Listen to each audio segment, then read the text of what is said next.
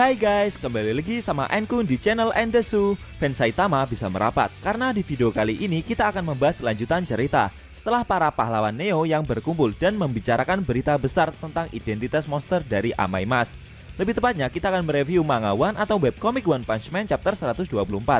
Buat kalian yang belum lihat review chapter sebelumnya bisa klik link di pojok kanan atas video ini ya.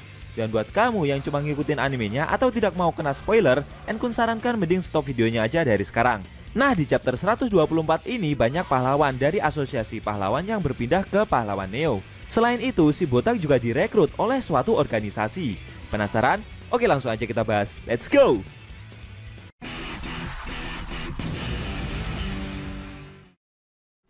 Pada awal scene, kita diperlihatkan restoran di apartemen pahlawan. Di sana ada Forte, Butterfly DX, dan Kusarigama yang sedang nongkrong bersama. Forte mengeluhkan keadaannya sekarang ini sambil mengeluarkan nada suara yang aneh, kayak ngerap-ngerap gitu guys. Kusarigama bahkan sampai merasa sebel mendengar suara keluhan yang Forte keluarkan. Butterfly DX meminta Forte untuk bercerita jika dia sedang mengeluhkan sesuatu. Ternyata Forte juga direkrut oleh organisasi pahlawan Neo. Selain itu, kompensasi yang pahlawan Neo tawarkan kepada Forte sangat besar. Bahkan menurut Forte, jumlah gaji yang akan dia terima hampir 2 kali lipat dibandingkan di asosiasi pahlawan. Namun bukannya senang, Forte malah merasa seperti akan mencampakkan Butterfly DX dan Kusarigama, sehingga membuatnya frustasi seperti sekarang ini. Akan tetapi secara mengejutkan, Kusarigama dan Butterfly DX juga bercerita jika mereka berdua telah direkrut untuk bergabung dengan pahlawan Neo pula. Forte kaget, dia bertanya kepada mereka berdua apakah mereka akan mau menerima tawaran tersebut. Kusarigama dan Butterfly DX sedang mempertimbangkan penawaran itu karena tawaran yang pahlawan Neo berikan baik berupa fasilitas dan gaji sungguh menggiurkan. Mereka bertiga akhirnya membandingkan asosiasi pahlawan dengan pahlawan Neo.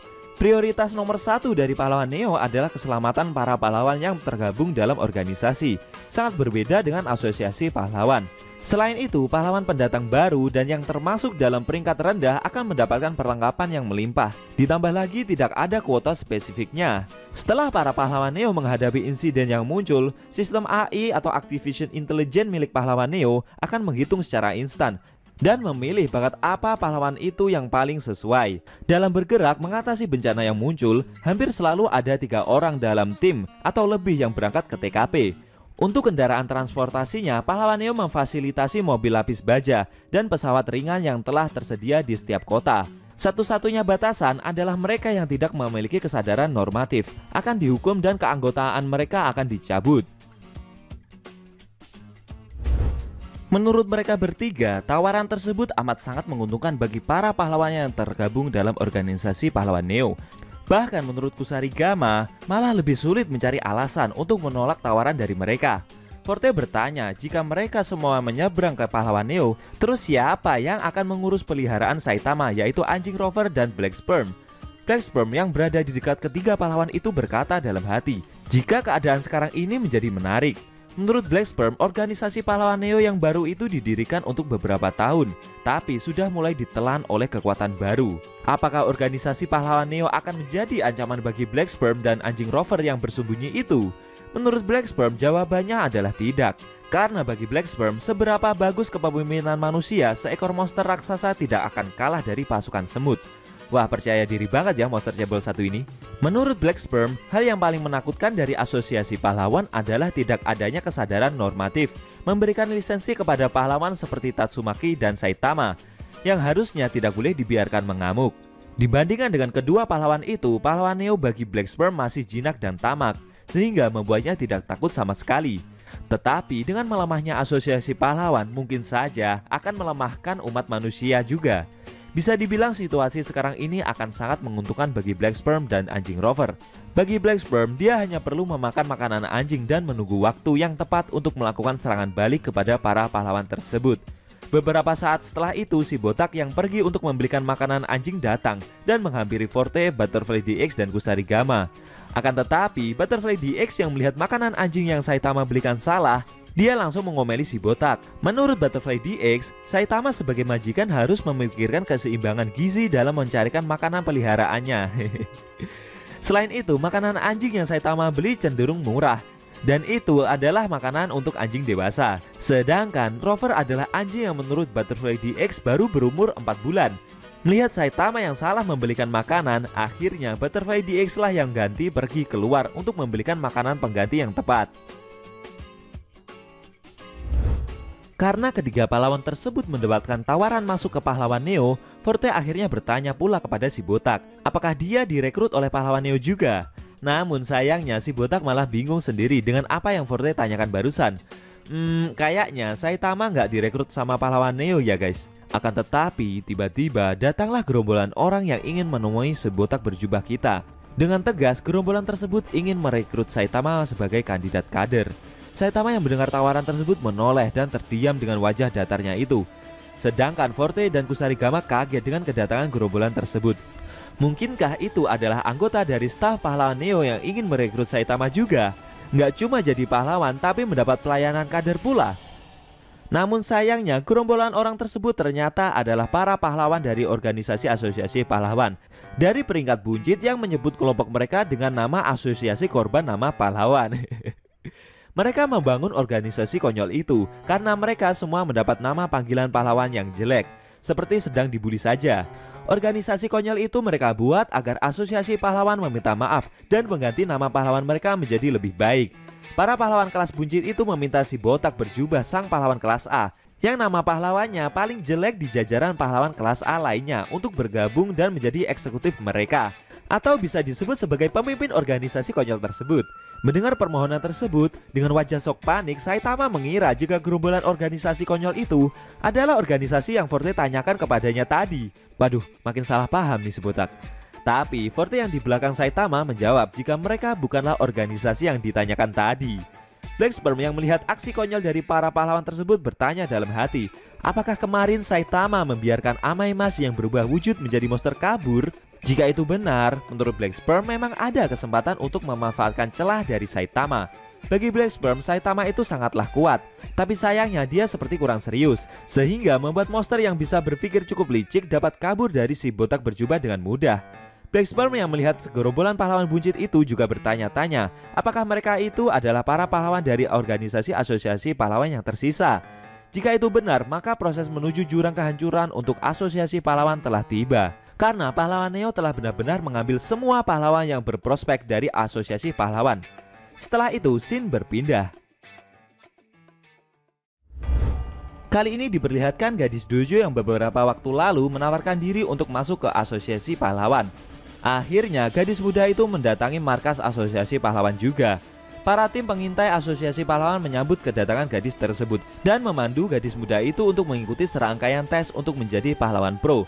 Gadis muda tersebut bernama Suiko. Staf asosiasi memberitahu Suiko jika mereka menganalisa tentang ilmu bela diri Meitei Ken. Selain itu, pihak asosiasi pahlawan juga memiliki rekaman kakaknya, yaitu Suryu yang telah memenangkan turnamen bela diri Super Fight beberapa waktu lalu. Staf asosiasi bertanya, apa yang kakaknya Suiko lakukan sekarang ini? Suiko memberitahu jika kakaknya adalah tipe orang yang pemalas. Menurutnya, dia mungkin sedang bersenang-senang di suatu tempat. Sepertinya pihak asosiasi pahlawan berkeinginan merekrut Suiryu untuk menjadi pahlawan pro juga guys. Setelah itu, Suiko dipersilahkan memasuki ruang latihan. Di sana, dia dites bertarung melawan sebuah robot milik asosiasi pahlawan dan pertempuran pun dimulai. Robot tersebut menyerang Suiko dengan pukulan cepatnya.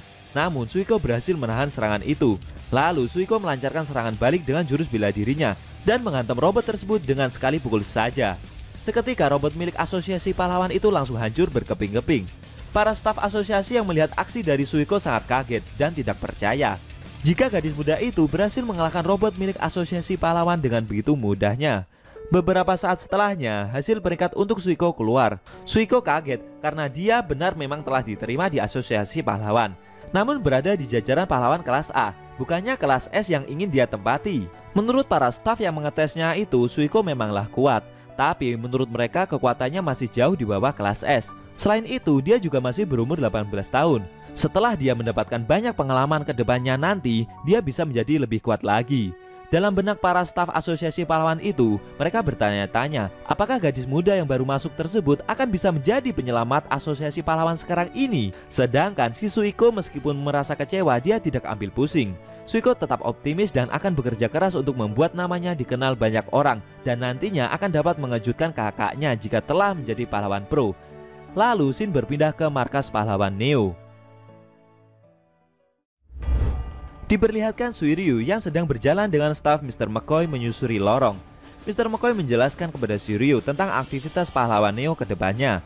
Suiryu diangkat menjadi pemimpin dari kelompok pahlawan Neo yang akan dipimpin nantinya. Selain itu, pihak pahlawan Neo mempersilahkan Suiryu jika ingin melakukan cuti di masa depan. Namun dia diharuskan melapor terlebih dahulu. Karena Suiryu adalah salah satu dari sedikit orang yang memiliki hak istimewa dan ditunjuk sebagai leader dari pahlawan Neo. Namun sambil menunjukkan ekspresi yang seperti sedang malas itu, Suiryu mengiyakan apa yang Mr. McCoy instruksikan barusan. Suiryu meringkas penjelasannya tadi. Menurutnya yang perlu Suiryu lakukan adalah mengalahkan monster bila diperlukan, dan dia akan dibayar dengan uang yang banyak. Sambil tersenyum, Suiryu nampak bersemangat untuk melakukan aktivitas kepahlawanannya di bawah naungan Asosiasi Pahlawan Neo. Ternyata Suiryu telah direkrut oleh pahlawan Neo ya guys. Oke, sekarang scene berpindah lagi. Kali ini diperlihatkan Genos yang latih tanding dengan Saitama. Namun untuk kesekian kalinya Genos kembali merasakan efek kematian dari pukulan yang Saitama lancarkan. Meski begitu, Saitama juga menghentikan serangannya itu tepat di depan muka Genos. Beberapa saat setelahnya mereka beristirahat. Saitama bertanya kepada Genos apakah dia telah mendapatkan data dari latih tanding mereka barusan. Genos merasa jika data yang dia dapat sudah cukup untuk dijadikan sampel analisisnya dan akan diserahkan kepada Dr. Kuseno. Dalam benaknya, Genos sebenarnya masih bertanya-tanya apa yang dilakukan oleh gurunya kepada Amaemas yang telah berubah menjadi monster beberapa waktu lalu. Tapi Genos sendiri tidak berani bertanya secara terbuka kepada gurunya itu. Karena raut muka dari Saitama Sensei sekarang ini seperti terlihat serius, seakan dia sedang merasa khawatir akan sesuatu. Menurut Genos, jika waktunya nanti telah tiba, Saitama Sensei akan memberitahunya apa yang sebenarnya telah terjadi. Setelah itu, Saitama mengajak Genos beristirahat dan makan mie soba di kedai yang akan mereka tuju. Tapi sayangnya dalam benak si botak, dia yang justru merasa jika kemunculan asosiasi korban nama pahlawan sungguh mengagetkannya. Dia merasa goncangan besar akan terjadi, dan suatu hari nanti jika waktunya telah tiba, Saitama akan memberitahu Genos yang sebenarnya. Waduh, si botak kayaknya makin ngawur aja nih. Apa yang akan terjadi selanjutnya? Apakah Saitama jadi ngikut asosiasi korban nama pahlawan dan ngelakuin aktivitas gak jelas sama para pahlawan buncit itu? Lalu bagaimana kelanjutan aksi dari para pahlawan Neo? Sayang sekali, Shin Manga One Chapter 124 telah berakhir.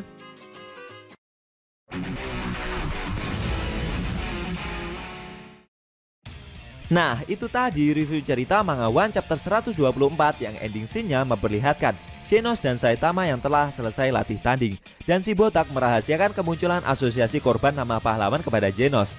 Bagaimana menurut kamu? Jangan lupa tinggalkan komentar kalian ya. Klik subscribe lalu tekan loncengnya juga ya guys. Ingat tekan lonceng biar kalian selalu dapat notifikasi jika kita upload video terbaru. Oh iya, video ini boleh di-share ke teman-teman kalian juga kok. Hitung-hitung biar channel Endesu makin rame dan makin dikenal banyak orang. Kalau mau nonton review sebelum atau selanjutnya, bisa klik link di deskripsi. Linknya udah Mimin taruh di sana kok. Buat kalian yang punya Instagram, jangan lupa follow IG Mimin juga ya guys. Tekan like kalau suka sama video ini dan dislike kalau nggak suka. Jika ada kata-kata dari Enkun yang kurang pas, Enkun mohon maaf. Dan sampai bertemu di video review Manga One selanjutnya.